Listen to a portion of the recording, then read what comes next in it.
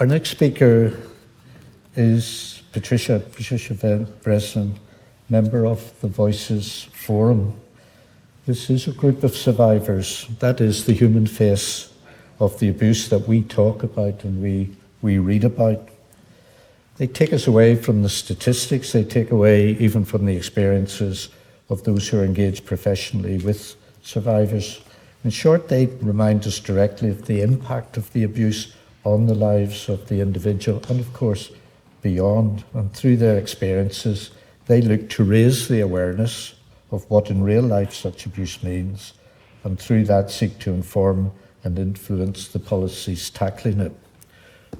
So it's with great pleasure that I would ask if Patricia could come forward and speak to us.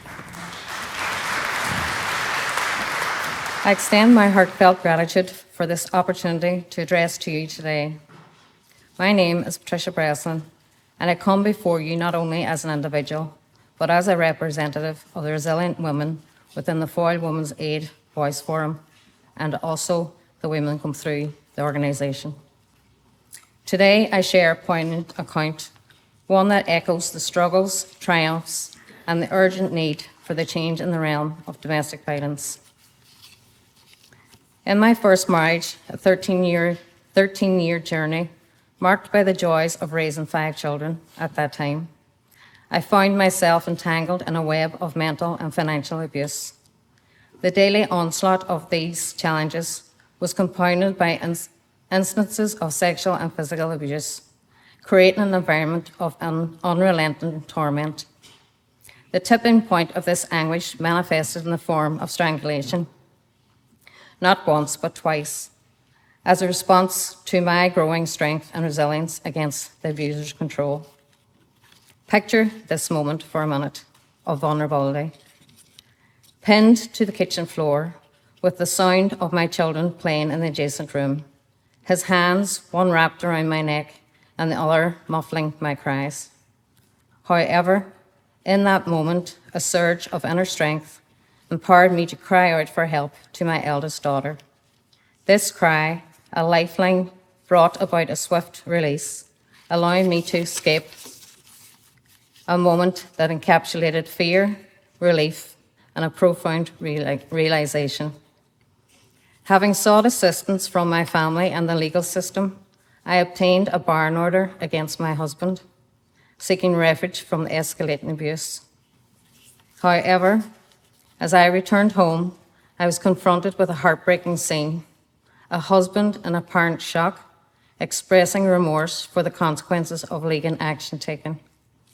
Struggling with conflicting emotions, I, as a woman and mother, hesitated and withdrew the order of misplaced sense of sympathy, thereby allowing the cycle of abuse to persist. Reflecting on this experience, I recognize the profound impact emotional attachment can have, clouding one's judgment and fostering a reluctance to treat domestic violence as a criminal offence as it is. The question lingers: if this was a stranger, an immediate call to the authorities and pursuit of justice would be the equivocal response. Yet when the abuser is someone emotionally entwined, a spouse, a father, the complexities of love and familiar bonds often hinder the decisions and actions. The introduction of a non-fatal strangulation order is a crucial step. Altering this paradigm, it serves as a potent tool to address the gravity of intimate partner violence, recognizing the unique threat posed by acts of strangulation. By placing emphasis on the distinct criminality of such actions, irrespective of emotional ties, this order fosters a more objective response to heinous offence. I implore each of you today to recognise the significance of this new legal provision by understanding the intricacies of the abuser's body language, smugness, manipulation, and blame. We can discern the subtle signs that often precedes more overt acts of violence.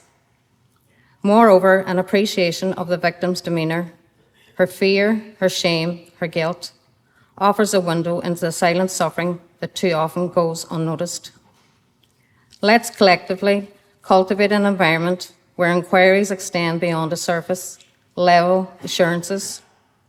When faced with the questions, how are you?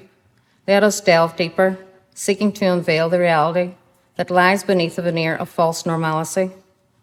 In doing so, we extend empathy and support to individuals who may be someone's grandmother, daughter, sister, aunt, niece, granddaughter, goddaughter, friend, or colleague. In advocating the enforcement and awareness of non-fentanyl strangulation orders, we contribute to a society where the insidious nature of domestic violence is acknowledged, irrespective of emotional attachments. The collective effort paves the way for a future where justice is blind to personal relationships and swift action is taken to protect the vulnerable among us. My story is not unique. It echoes the silent struggles of countless individuals ensnared in abusive relationships.